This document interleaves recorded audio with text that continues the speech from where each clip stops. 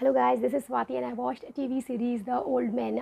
और जब मैंने इसका एंड देखा तो ये काफ़ी मुझे बिज़ार लगा, क्योंकि पहले मैं सोचती थी कि ये मिनी सीरीज़ है। तो एंडिंग मुझे बहुत सैटिस्फाइंग नहीं लग रही थी और मुझे लग रहा था इन्होंने बहुत सारा ओपन एंड छोड़ दिया है, कुछ भी समेटा नहीं है जो इतना भी बिखरा रखा था। तो मैंने इसके बारे में पढ़ा और मुझे पता चला इसका सेकेंड सीज़न इन मेकिंग है, सेकेंड सीज़न अनाउंस हो गया है और ये फर्स्ट सीज़न है इसका।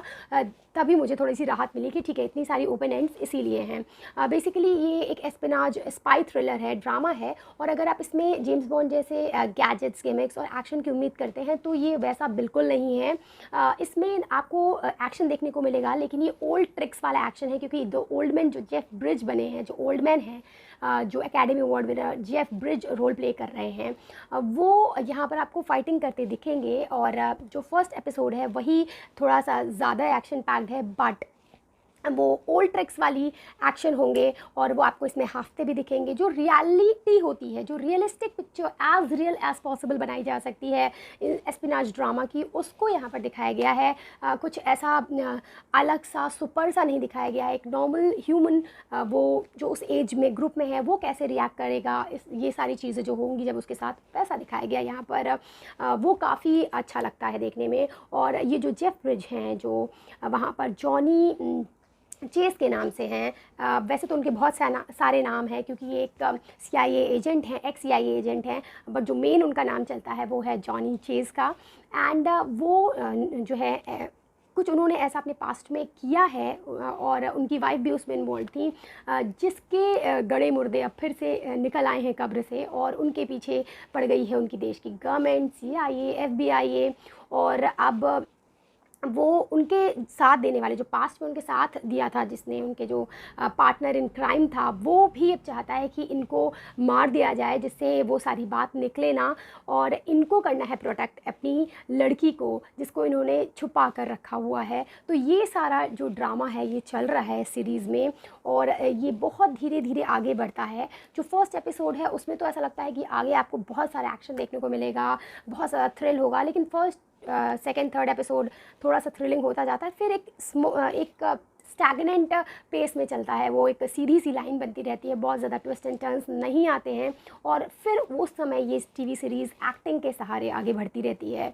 और इसमें इमोशंस जो हैं शुरू में हल्के से कॉम्प्लिकेटेड आपको लगेंगे, लेकिन धीरे धीरे जितने भी इमोशंस हैं, क्योंकि इसमें मैच्योर लोगों को लिया गया है, तो बहुत ज़्यादा कॉम्प्लिकेट नहीं करते हैं, उनको पता है कि वो क्या सोच रहे हैं और टू द फेस बोलते हैं।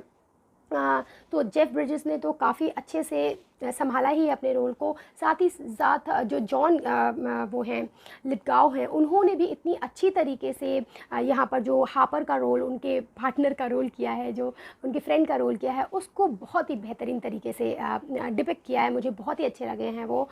इसमें जो फीमेल कैरेक्टर बाद में आती हैं, एमी, वो भी बहुत अच्छे से इन्होंने सारी चीज़ें जितनी उनको दी गई थी, जितना पार्ट उनका था, उसको बहुत ही सटल वे में रिप्रेजेंट किया है। कहीं कहीं पर वो कंफ्यूज सा कैरेक्टर लगता है, मुझे कंफ्यूजिंग लगता है, उनकी इमोशंस मुझे समझ में नहीं आते हैं। स्टिल उन्होंने उस चीज़ को भी बहुत अच्छे से दिखाया है।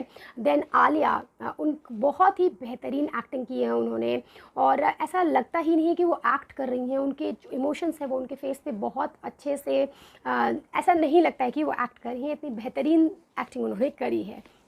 देन एंड बहुत ही बिज़ार छोड़ा है इन्होंने, क्योंकि अगर प्लॉट की बात करते हैं तो बिना बताए इस स्टोरी के बारे में ज़्यादा बताने से स्पॉइलर हो जाएगा।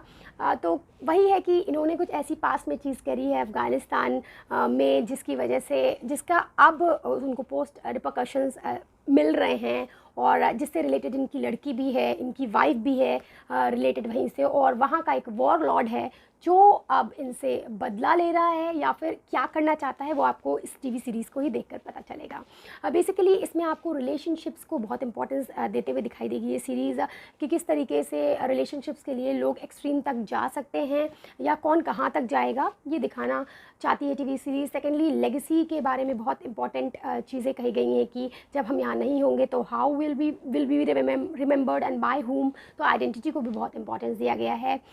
सो अगर आप इस तरीके की स्लो मूविंग सीरीज़ देखना चाहते हैं तो आपको 7 एपिसोड्स इसमें देखने को मिलेंगे। और ये मत सोचिएगा कि आपने पूरी टीवी सीरीज़ देखी तो आपको आपके आंसर्स मिल जाएंगे। कुछ चीज़ें तो काफ़ी प्रिडिक्टेबल हैं और वो एंड में आपको मिलती भी हैं वैसे ही, लेकिन बहुत ओपन एंडेड टीवी सीरीज़ छोड़ी गई है। जैसे सीज़न 1 में क्या होता है, थोड़ा सा रैप अप कर देते हैं, लेकिन यहाँ पर बिल्कुल भी रैप अप नहीं किया गया। एक सस्पेंस जो हमें पहले से ही पता है उसको वहाँ पर ला के छोड़ दिया गया है। यट अगर आप सबकी जो एपिटोम ऑफ एक्टिंग है वो देखना चाहते हैं, then you can watch this TV series. It's a TV series for I think mature audience, या फिर जो इस तरीके की स्लो मूविंग सीरीज़ देखना चाहते हैं। That's it, bye bye.